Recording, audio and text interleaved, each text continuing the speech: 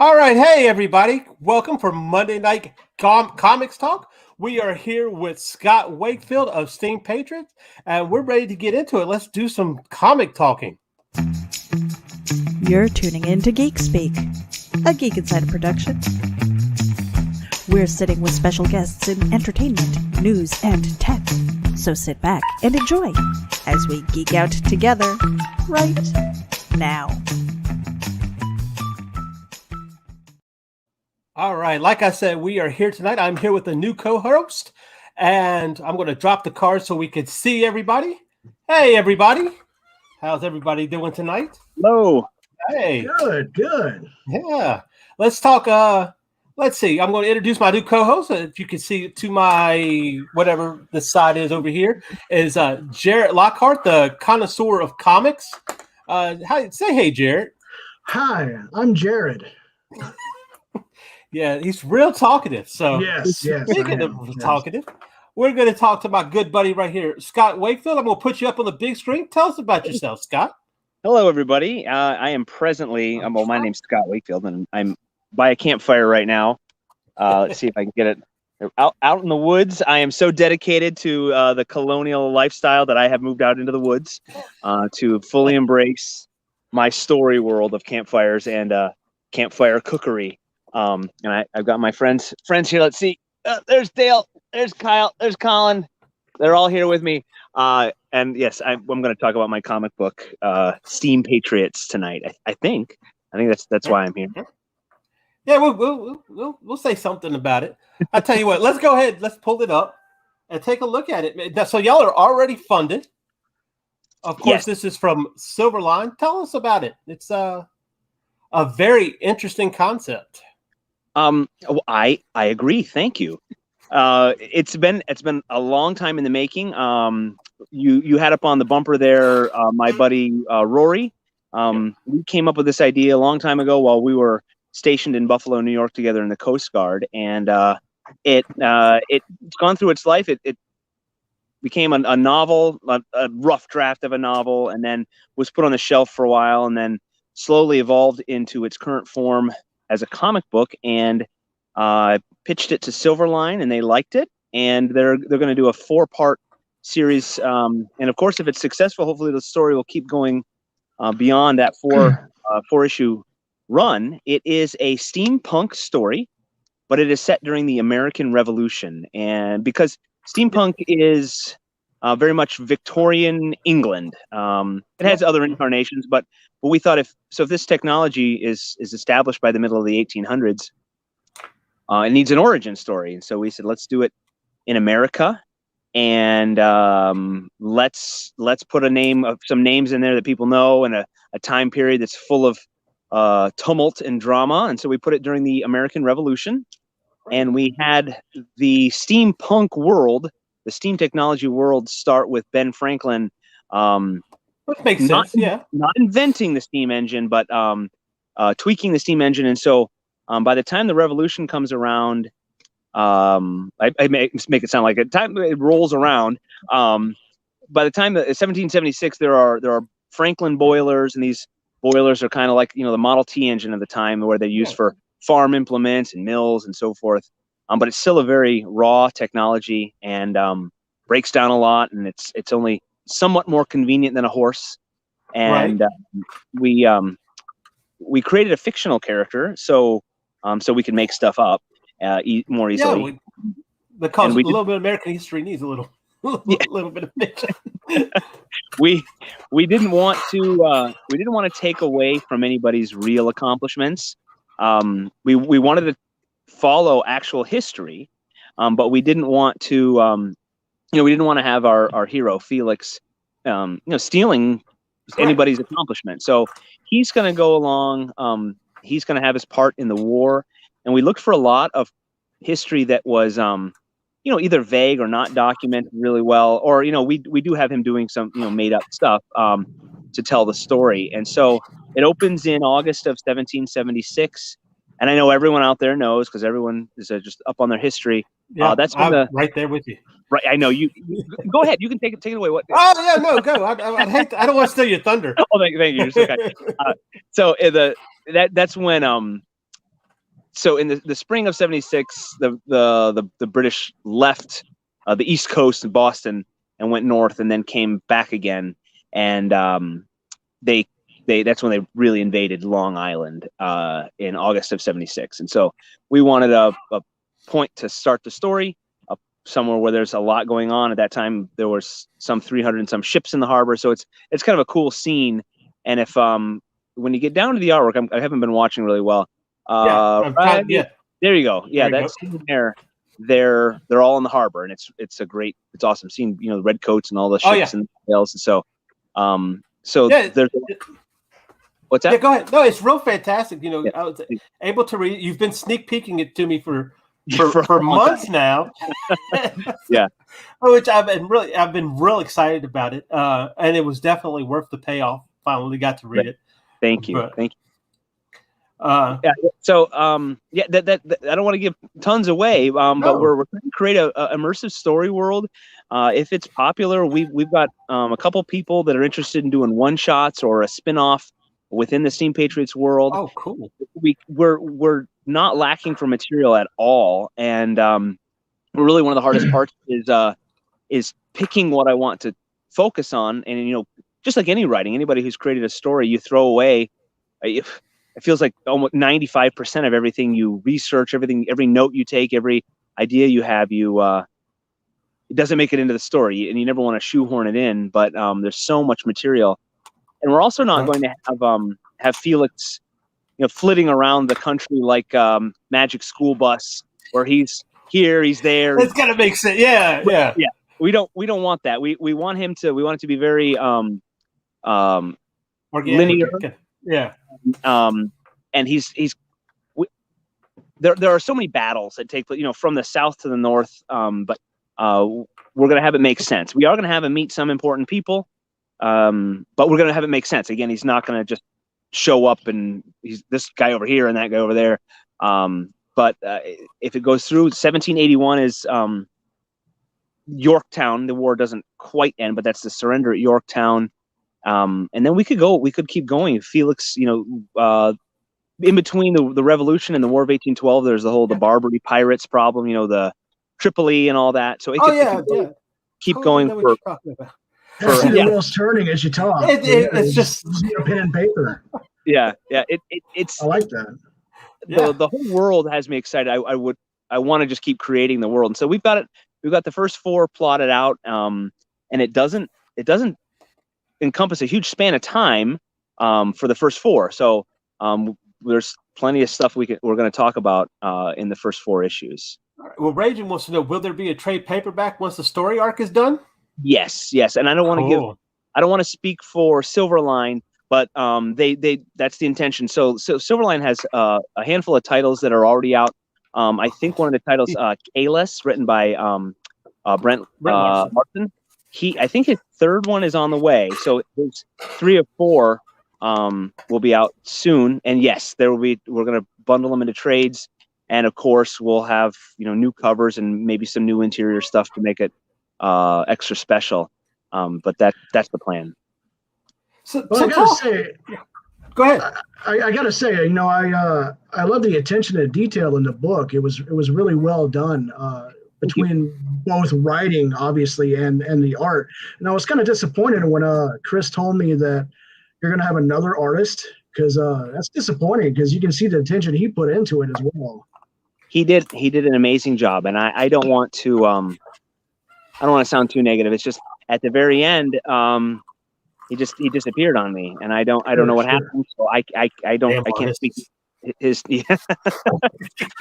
I can't speak to his intentions or what, but sure. We do with the next guy. He's done some spec work to try to mirror this style. It's not going to be an exact replica, but it's going to mirror the style. It's going to continue, because the reason we went with David Mims is his there's so much energy in what he and he's done some great work. And then it got so much better, more fantastic when Dan Hosek started doing colors. It's so incredible, and he did a lot. Life, he put a lot of time into it. It's not. I mean, when he flatted it, it blew me away.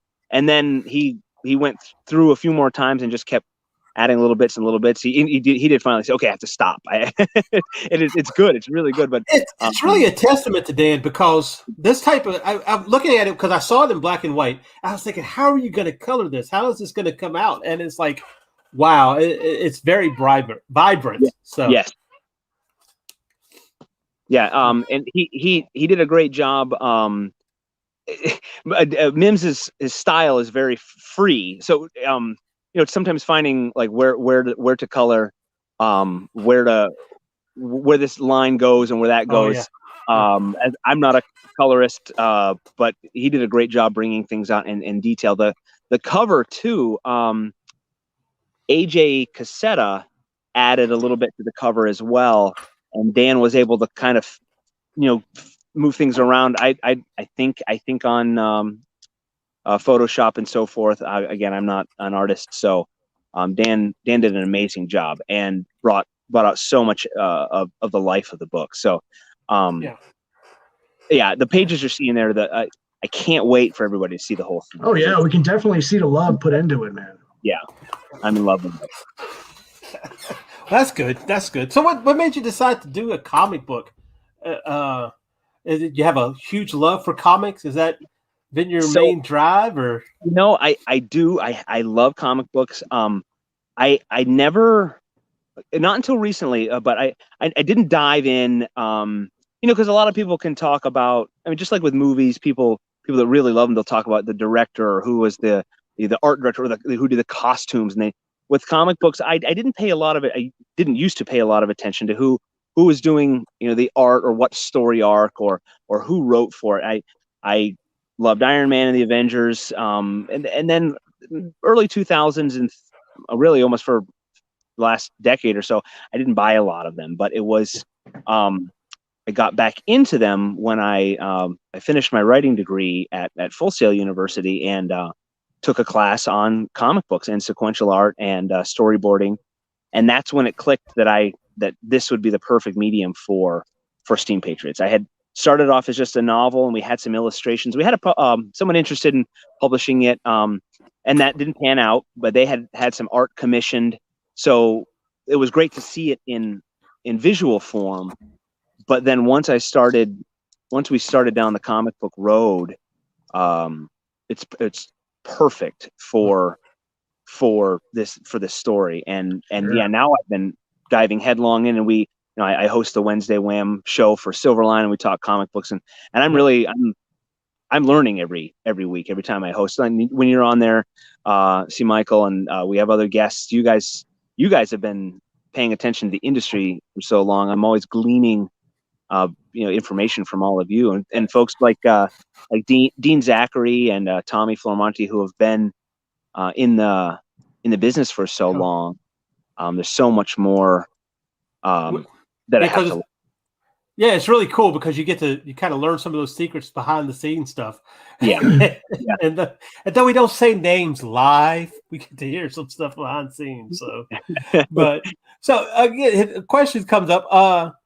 I'm sure it's an understatement to ask that Scott really likes history, obviously. So where does that appreciation for history come from? Is it your time in the Coast Guard, or was it there before you served? Or? Yeah, I have always.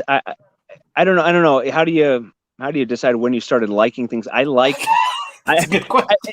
It's a tough answer, but history. I love history. I've always loved history. And I don't know if there's one era that I'm stuck in. I love medieval history. I love European history, American history, and so this era first of all fit the story. I mean, we wanted to make sense to fit in the steampunk world, but then adding it to American history and the Revolution, and that's the roots of America as it is now.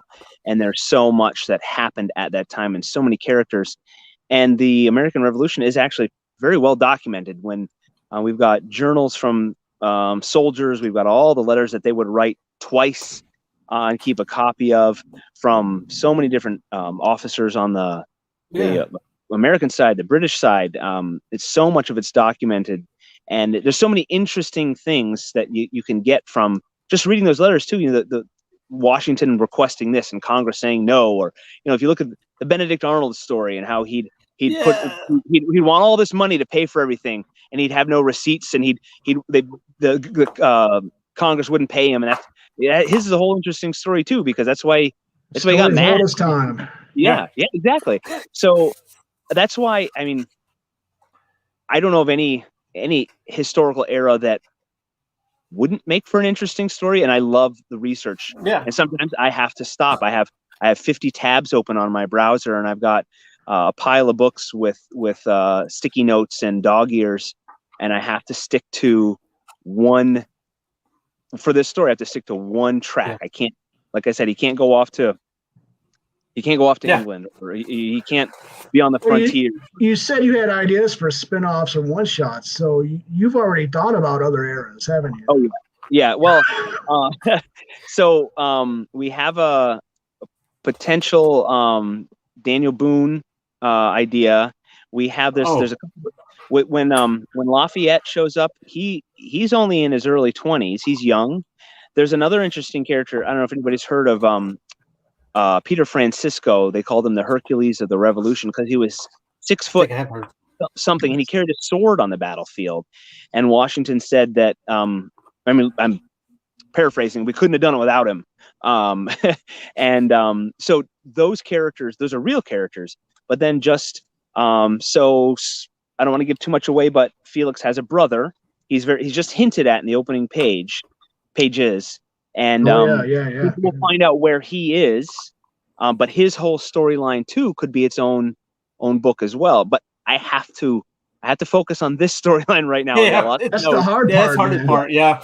I've got to get this one done. Yeah. And like I said, the War of 1812, and this is where I'm a history nerd. I live in Western New York, near Buffalo. Sure. So the Revolution didn't come too far northwest of New York City and the Hudson Valley. It did. There were some things that happened, but where I live, almost nothing. So can you see my face still? Yeah, you're fine. Yeah. So, okay, now you have been with Silverline now for, it's been over a year now, right? Yeah. So you've been able to see, and the multitude of Kickstarters that's going on. Now you have your own Kickstarter. What is that like? And you've been on the sidelines for so long. We've been promoting. Now you're out there. You got your interviews. So what is that like? Tell us how that feels. It's well, I have to stop refreshing my browser every 2 or 3 minutes to see how the campaign's going. But it's very exciting to have this moving and to being able to talk about an actual thing that's not. For a long time, I was saying an upcoming title from Silverline. And now I get to say a title that now that it's funded will be in people's hands sometime. Really in the next less than a month, probably. Yeah, they're quick. Roland is very quick to get this in people's hands. So that's the great thing about the Silverline stuff is it's done. It's done and ready to go. So you have to wait on it. So yeah. But so you kept refreshing it. Did you stop? You kind of slow down after you funded, or it's like. I mean, unless you're a super celebrity and you've got the millions of adoring fans, most Kickstarter or these crowdfunding campaigns, a lot of them have that hot beginning. It'll slow towards the middle, and then usually there's a flurry of activity at the end for the people who are realizing, oh, I've got 2 hours to to get my copy. So I'm looking at it right now, doing my math. What are we? We're pretty. I'm sorry, it's slow. I'm small. You got 6 days to go. You got. We're $9 away from the second stretch goal. Is that right? Yeah. Let's see. Let's take a look at the stretch goal. Yeah. The first stretch goal. Everybody is going to get the bookmark, which is cool. It's got a picture of Divinity, the main character from Divinity, and then on the other side is a. Well, this is Rory and I have been saying we wanted to make it an immersive world. We wanted people to get things like they felt like they're part of the story. So Felix, the hero, and his father are mechanics. We're calling them mechanicians. We wanted to kind of make up a word. I don't know if we made up that word. I don't know either, but I like it. It works. Yeah. Hey. Look, as far as I'm concerned, that's a Steam Patriots word. Thank you. So they copyright there. Yeah, I should. Here first. the boiler, people who would repair steam technology, it is an emerging craft. So he and his father and his brother have a trade. So they and during the 17 and 1800s, there was a thing. It was like a business card, was called a trade card, and it would list your services, and you could hand that out to people. So we made the bookmark kind of like a trade card, and it advertises Hiram Ward and Sons, mechanicians of Philadelphia and colonies, and lists in very much colonial wording and a little bit of steampunkification. I think I used the word contrivances. So they can get that. So everyone's getting that bookmark. Anybody that not the digital backers. So if you are a digital backer, you want to bump up to getting a physical copy, and then you'll get the bookmark. And then I wouldn't need it personally. I love to have it in my hands. Yeah. It's a nostalgia feeling. Yeah, having a physical copy, I think, is so much better. I mean, reading digitally is great, the convenience of it, but getting a real comic book is so much better. Oh yeah. So we're $9 away, I think, from the next one, and I don't remember which one's next. We've got. Yeah, I was looking for it. I couldn't navigate it to find it. The trading card. I think you have to go to the comments or the updates. Roland put an update, and he listed them there. So there's trading cards coming, and I'm not 100% certain what the art is. If folks have backed previous Silverline projects, they'll see it will be similar to previous trading cards, but it'll be a trading card with artwork from the stories and with the Silverline logo on it and so forth. So yeah, there's the first. You're seeing both sides of the bookmark, and then the trading cards, and then I'm sorry, I am on my phone, so I have to bring my face closer. Yeah. People can. So one side's going to be Divinity. Yep, and then that's the advertisement for the mechanicians for Hiram. Cool. That's Felix's dad. And then if you want to go back up, I can. The next we have a Steam Patriots patch. And we haven't revealed much about that. I've been kind of teasing a little of it on Facebook and Instagram. There will be, down the line in the story, there will be a boiler, a boiler battalion.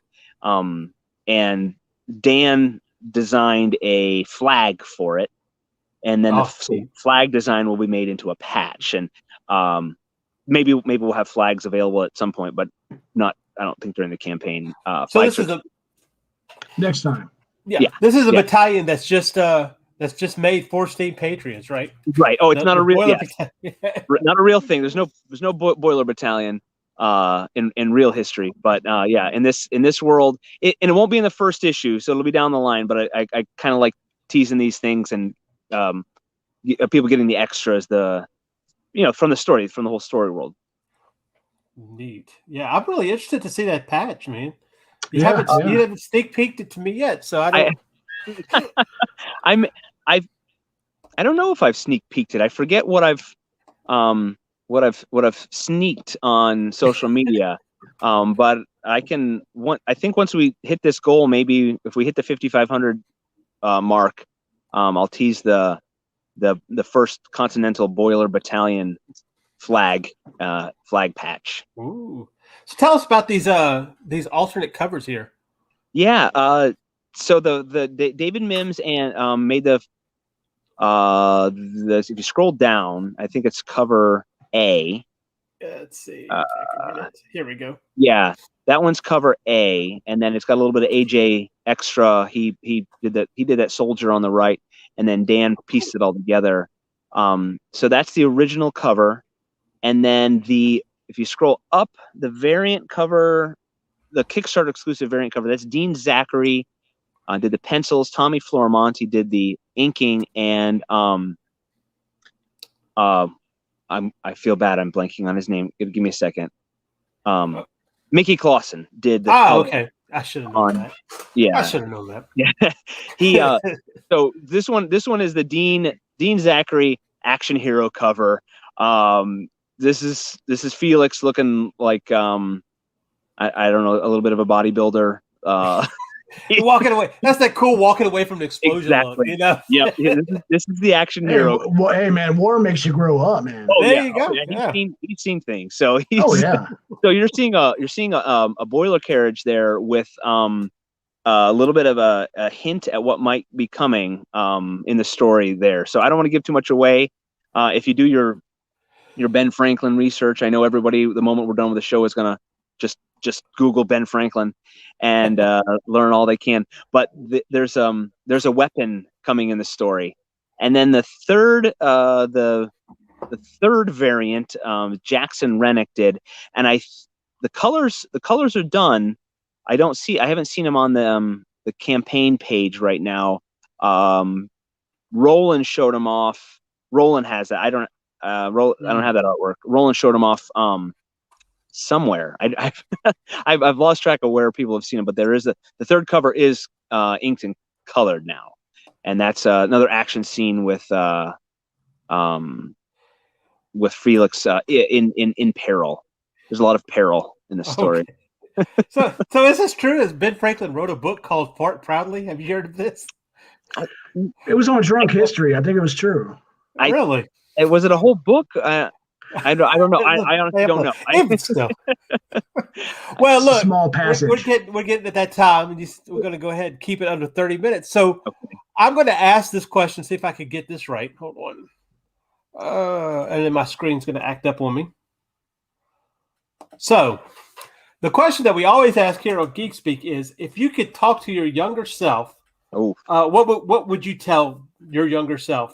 What advice would you give yourself? So many things. So many things.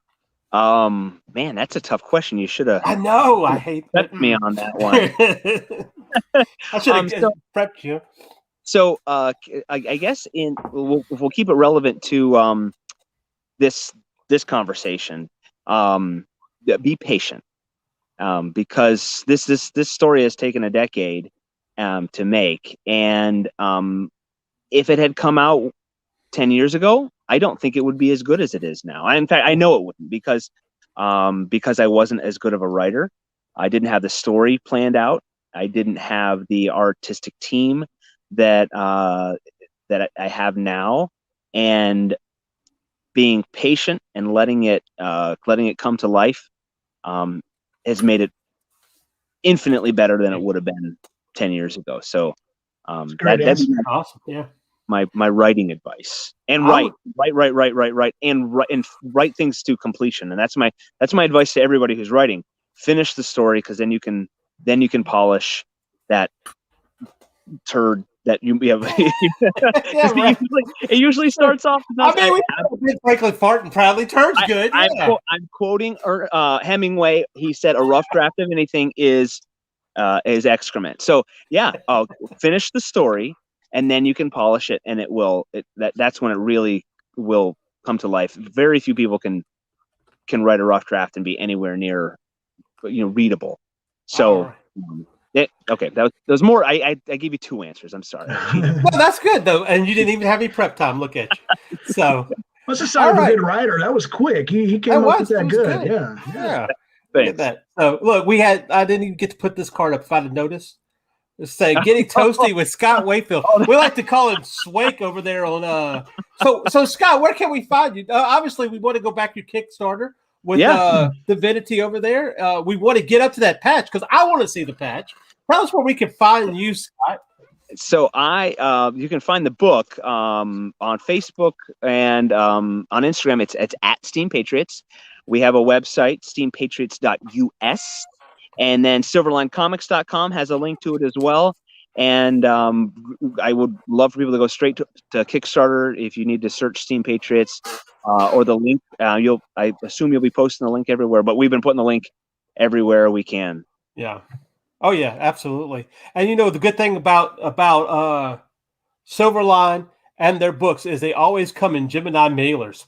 And if you want to send your book in a Gemini mailer for a 10% discount on your Gemini mailer, use coupon code VOLT10. That's VOLT 10 to get 10% discount on those Gemini mailers, and you definitely want that for your book. So, Scott, thank you so much for being with us. You were my first interview, which you did excellent. You did well too. We'll see. We'll talk about it Wednesday night. You can make fun of me. I'll be there. Never. So thank you again, and everybody, go back Steam Patriots. It's awesome art, awesome story, and I look forward to the next 3 at least. Same here. So, it was good stuff. Thanks, guys. Right. Thanks for having me. Thanks for being here. All right. Good night, everybody.